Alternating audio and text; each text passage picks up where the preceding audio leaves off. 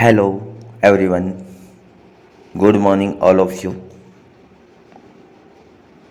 आप सभी का आपके अपने यूट्यूब चैनल AB97 क्लासेज में आपका हार्दिक स्वागत, हार्दिक अभिनंदन है।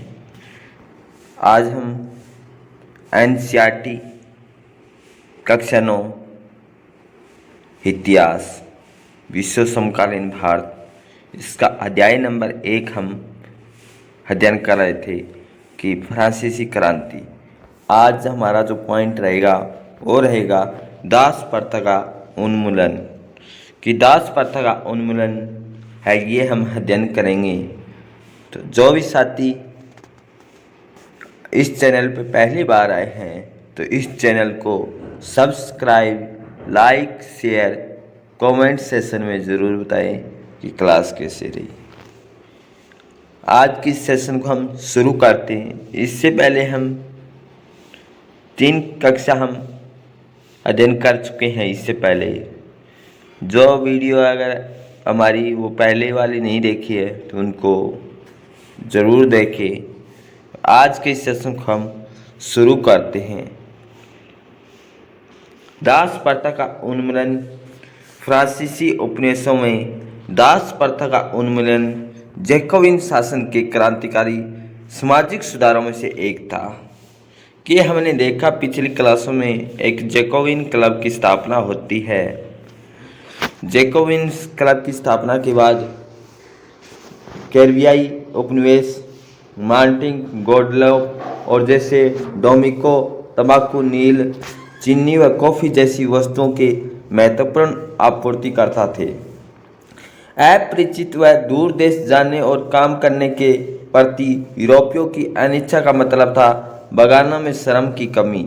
इस कमी का यूरोप, अफ्रीका एवं अमेरिका के बीच त्रिकोणीय दास व्यापार के द्वारा पूरा किया गया था। दास व्यापार 17वीं शताब्दी में शुरू हुआ था। जो व्यापार है कब शुरू हुआ था? 17वीं शताब्दी में शुरू हुआ। फ्रांसीसी सौदागर बोर्दे या नान्ते बंदरगाह से अफ्रीका तट पर जहाज ले जाते थे। कि फ्रांसीसी जो सौदागर थे वो कौन से तट पर ले जाया करते थे? तो वो बोर्दे या नान्ते बंदरगाह से अफ्रीका तट पर जहाज ले जाते थे, जहां वो स्थानीय सरदारों से दास खरीदते थे। दासों को दाग कर व हथकड़ियाँ डालकर अटलांटिक महासागर के पार कैरिबियाई देशों तक 3 माह की लंबी समुद्री यात्रा के लिए जहाज़ों में ठूस दिया जाता था। दासों को बंदी बना के हथकड़ियाँ लगा के उनको दूसरे कैरिबियाई देशों में लंबी समुद्री यात्राओं के द्वारा जहाज़ों में ठूस दिया जाता था। वहाँ उन्हें बागान मालिकों को बेच दिया जाता था। दास श्रम के बल पर यूरोपीय बाजारों में चीनी, कॉफ़ी और नील की बढ़ती मांग को पूरा करना संभव हुआ। ये दासों को देख रहे हैं, दास हैं, उनको बंदी बना के दूसरे देशों में भेजा जाता था और बोर्दे या नान्ते जैसे बंदरगाह फलते फूलते दास व्यापार के कारण ही समृद्ध नगर बन गए थे। 18वीं सदी में फ्रांस में दास प्रथा का ज़्यादा निंदा नहीं हुई। कि 17वीं शताब्दी में दास प्रथा का उन्मूलन हुआ, दास प्रथा शुरुआत हुई। 18वीं शताब्दी में तो इसकी निंदा नहीं हुई। नेशनल असेंबली में लंबी बहस हुई कि व्यक्ति के मूलभूत अधिकार उपनिवेशों में रहने वाली प्रजा सहित समस्त फ्रांसीसी प्रजा का प्रदान किया जाए या नहीं। परंतु दास व्यापार पर निर्भर व्यापारियों के विरोध की बहस से नेशनल असेंबली में कोई कानून पारित नहीं किया गया। लेकिन सन 1794 में कन्वेंशन ने फ्रांसीसी उपनिवेशों में सभी दासों की मुक्ति का कानून पारित कर दिया गया। कि कब की बात है तो हम ये याद रखना है, 1794 के कन्वेंशन ने फ्रांसीसी उपनिवेशों में सभी दासों को मुक्ति का कानून पारित कर दिया गया था। कि दासों को जो मुक्ति का कानून पारित किया गया था वो कब किया गया था? 1794 में। ये कानून एक छोटी सी अवधि तक ही लागू रहा। ये दास मुक्ति है 1794 में तो मिली, परंतु ये थोड़े से समय के लिए, शॉर्ट टाइम के लिए ये कानून है लागू हुआ। 10 वर्ष बाद 10 ईयर बाद नेपोलियन ने दास प्रथा पुनः शुरू कर दी। कि 1794 में तो दास प्रथा है, 17वीं शताब्दी में दास प्रथा की शुरुआत होती है। 18वीं शताब्दी में इसकी निंदा नहीं हुई, परंतु 1794 के दशक में कन्वेंशन ने फ्रांसीसी उपनिवेशों में सभी दासों की मुक्ति का कानून पारित कर दिया कि दासों को मुक्ति ही मिली, परंतु ये एक शॉर्ट टाइम के लिए कानून है, मुक्त रहा। 10 वर्ष के बाद नेपोलियन ने दास प्रथा को पुनः दोबारा शुरू कर दिया। बागान मालिकों को अपने आर्थिक हित साधनों के लिए अफ्रीकी निग्रो लोगों को गुलाम बनाने की स्वतंत्रता मिल गई थी। फ्रांसीसी उपनिवेशों से अंतिम रूप से दास प्रथा का उन्मूलन 1848 में किया गया था। शुरुआत होती है 17वीं शताब्दी में होती है, 17वीं शताब्दी में होती है। 1794 में एक बार दास प्रथा को समाप्त किया गया, पुनः शुरू नेपोलियन के द्वारा शुरू किया गया था। और नेपोलियन ने के द्वारा शुरू करने के बाद जो निग्रो लोगों को गुलाम बनाने की जो आज़ादी मिल गई थी, अंतिम रूप से दास प्रथा का जो उन्मूलन हुआ है वो है 1848 में किया गया था।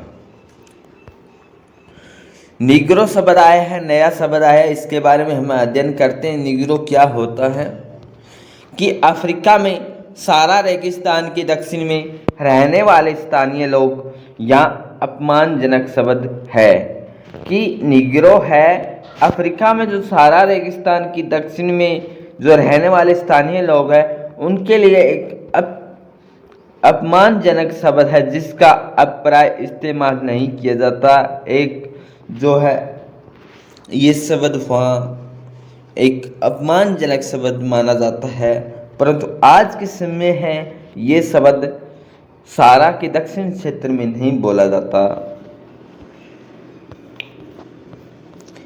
नेक्स्ट पॉइंट है कि क्रांति और रोजाना की जिंदगी।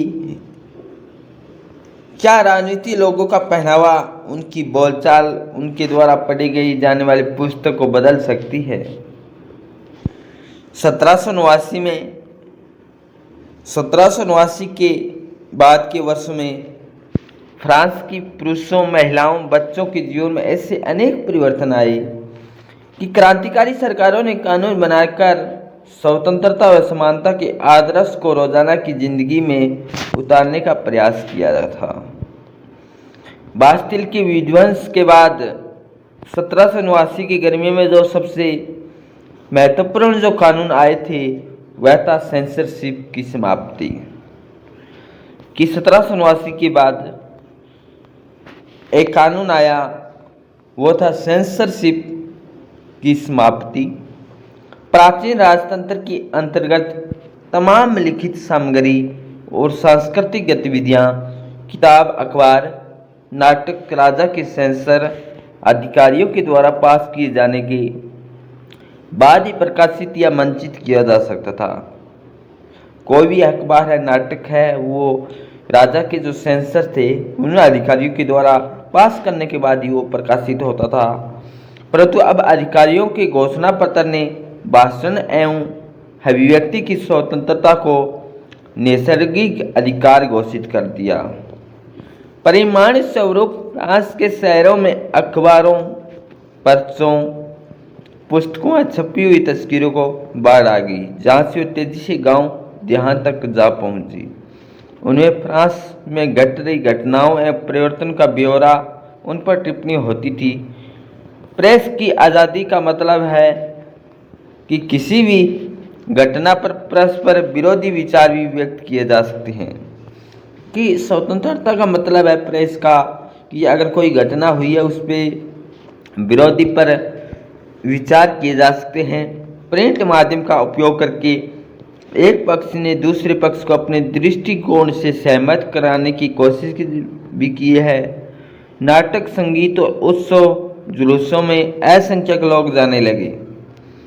स्वतंत्रता और न्याय के बारे में राजनीतिक, दार्शनिक, पांडित्यपूर्ण लेखन को समझने और उनसे जुड़ने का यह लोकप्रिय तरीका था, क्योंकि किताबों को पढ़ना या मुट्ठी भर शिक्षितों के लिए ही संभव था।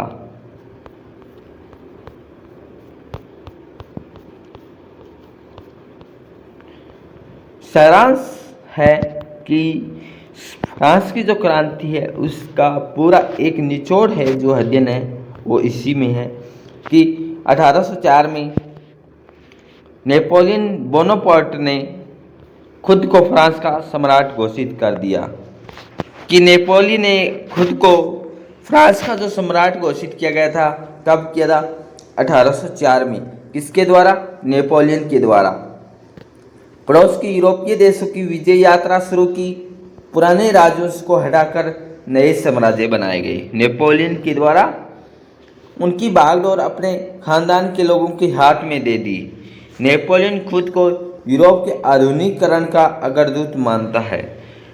यूरोप के आधुनिकीकरण का अग्रदूत कौन मानता है? नेपोलियन खुद को। निजी संपत्ति की सुरक्षा के कानून बनाए और दशमलव पद्धति पर आधारित नाप तोल की एक समान प्रणाली चलाई। जिसने पूछा जा सकता है कि दशमलव पद्धति है, उस पर आधारित नाप तोल की एक समान प्रणाली किसके द्वारा चलाई गई थी? नेपोलियन। खुद को आधुनिकीकरण का अग्रदूत मानता था यूरोप का, वो कौन था? नेपोलियन। नेपोलियन ने खुद को सम्राट का, फ्रांस का सम्राट घोषित किया था, वो किया था 1804 में। शुरू में बहुत सारे लोगों को नेपोलियन मुक्तिदाता लगता था कि ये एक मुक्तिदाता है, उससे जनता को आज़ादी दिलाने की उम्मीद थी। जल्द ही उसकी सेनाओं को लोग हमलावर मानने लगे। आखिरकार 1815 में वाटरलू में उसकी हार होती है। नेपोलियन की हार कब होती है? 1815 में होती है। यूरोप के बाकी समय मुक्ति और आधुनिक कानूनों को फैलाने वाले उसके क्रांतिकारी उपायों का असर उसकी मृत्यु के काफ़ी समय के बाद सामने आया।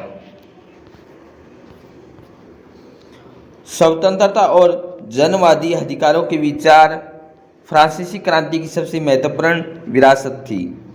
यह विचार 19वीं सदी में फ्रांस से निकलकर बाकी यूरोप में फैले और इनके कारण यहाँ शांति व्यवस्था का नाश हुआ। औपनिवेशिक समाज ने सहप्रभु राष्ट्र राज्य की स्थापना के अपने आंदोलन में दासत्व से मुक्ति के विचार को नई परिभाषा दी। टीपू सुल्तान और राजा राम मोहन राय क्रांतिकारी फ्रांस में उपजे और विचारों से प्रेरणा लेने वाले दो ठोस उदाहरण थे। यहाँ भी बताई गई है कि राजा राम मोहन राय हैं, टीपू सुल्तान है, जैसे क्रांतिकारी फ्रांस में उनके विचार आज भी उपज रहे हैं। ये उनके दो उदाहरण है, ठोस उदाहरण थे।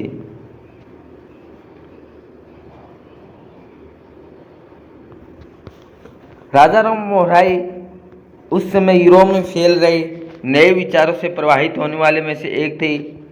फ्रांसीसी क्रांति के बाद जुलाई क्रांति में उनकी कल्पना को नई धार दी। फ्रांस में 1830 में हुई जुलाई क्रांति के बारे में जानने के बाद वह किसी चीज़ के बारे में बात नहीं करते। हालांकि दुर्घटना के कारण उन दिनों लंगड़ा कर चलते थे, लेकिन इंग्लैंड जाते हुए केप टाउन में जिद करने लगे उन्हें क्रांतिकारी तिरंगे झंडे वाले युद्ध दिखाई जाए। ये बात उनकी थी। तो आज जो हमारा है पहला जो अध्याय था वो हमने डिस्कशन किया था। यहाँ से रिवीजन कर लेते हैं एक बारी जो हमने अध्ययन किया है पूरे लेसन का, कि फ्रांसीसी क्रांति कब हुई थी। फ्रांसीसी क्रांति की बात करें हम 1789 में होती है। फ्रांसीसी क्रांति है 1789 में होती है। इसका फ्रांसीसी क्रांति उत्पन्न होने का कारण क्या था ये भी हम अध्ययन कर चुके थे।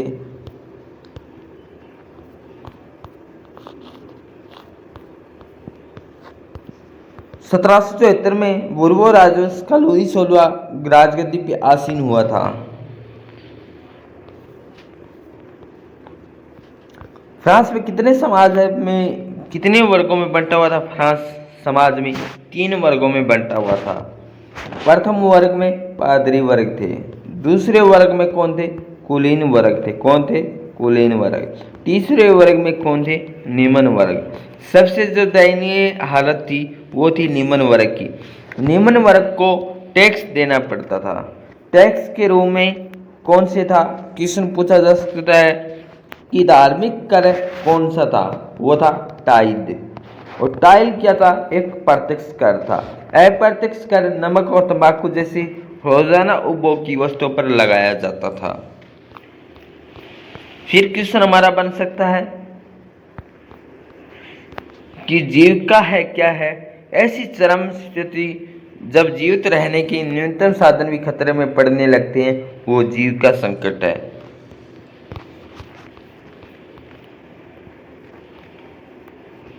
हमारा नेक्स्ट क्वेश्चन जो है, क्रांति की शुरुआत है वो कब हुई?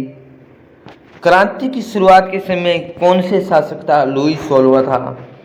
लुई 16वां का जो 1774 में राजगद्दी पे बैठते हैं, ये भी हमने देखा, अध्ययन कर चुके हैं। एक बैठक बुलाई जाती है लुई जो असेंबली के द्वारा। अंतिम बैठक कब होती? 1614 में हुई थी। फ्रांसीसी सम्राट लुई 16 ने 5 मई 1789 को नए करों के प्रस्ताव के अनुमोदन के लिए एस्टेट जनरल की बैठक बुलाई थी। इस बैठक में पहले और दूसरे वर्ग से 300 लोग शामिल हुए और तीसरा वर्ग से 600 लोग शामिल हुए थे।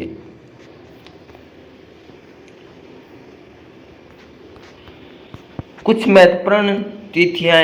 लुई 16 फ्रांस का राज्य कब बनता है? 1774 में बनता है। 1789 में जो एस्टेट्स जनरल का आह्वान किया गया। तीसरा जो तृतीय स्टेट नेशनल असेंबली का गठन किया गया। बास्तिल पर हमला, देहात में किया किसानों का विद्रोह कब हुआ था? 1789 में हुआ था। 1791 में सम्राट की शक्तियों पर अंकुश लगाने वाले सभी मनुष्यों को मूलभूत अधिकार प्रदान कराने के लिए संविधान बनाया गया था। संविधान किसके द्वारा? नेशनल असेंबली के द्वारा प्रारूप तैयार किया गया था। कब? 1791 में। इसका मुख्य उद्देश्य क्या था? कि सम्राट की जो है शक्तियों को सीमित करना, ये इसका उद्देश्य था। 1792-93 में फ्रांस गणराज्य बनता है। फ्रांस है गणराज्य कब बनता है? 1792 और 93 में। सिर काटकर राजा को मार दिया जाता है। जैकोबिन गणराज्य का पतन, फ्रांस पर डायरेक्टरी का शासन हुआ था। नेपोलियन संहिता कब लागू हुई? 1804 में हुई थी। नेपोलियन फ्रांस का सम्राट बनता है 1804 में। यूरोप के विशाल भूभाग पर कब्जा कर लेता है। वाटरलू में नेपोलियन की हार कब होती है? 1815 में। 1815 में एक संधि होती है, वियना संधि। इसको भी हम जानते हैं क्योंकि 1815 की कौन सी संधि है? वियना संधि। और नेपोलियन की हार भी 1815 में होती है।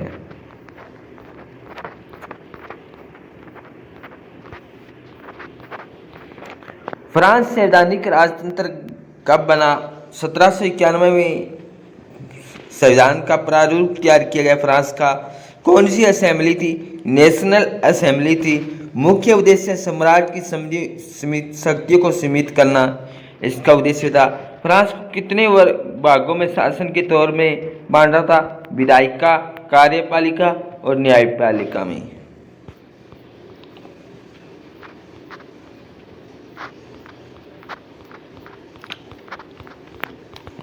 नेक्स्ट हमारा फ्रांस में राजतंत्र का उन्मूलन और गणतंत्र की स्थापना की 1789 में फ्रांस की क्रांति होती है। 1791 में संविधान का प्रारूप तैयार किया गया था।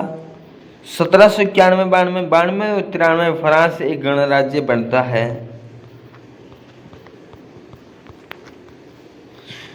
और अंतकराज का दौर कब हुआ था?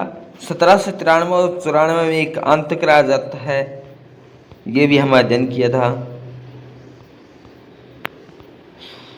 तो आज जो हमारा जो पहला अध्याय था कक्षा 9 का इतिहास सोशल साइंस का, फ्रांस की क्रांति की शुरुआत कब होती है, अंतराज कब आया ये हम अध्ययन कर चुके हैं। जो भी साथी इस चैनल पे पहली बार आए हैं तो इस चैनल को सब्सक्राइब जरूर करें, लाइक शेयर कमेंट सेशन में भी ज़रूर बताएं कि क्लास कैसे रही। आज की सेशन को हम यहीं समाप्त करते हैं।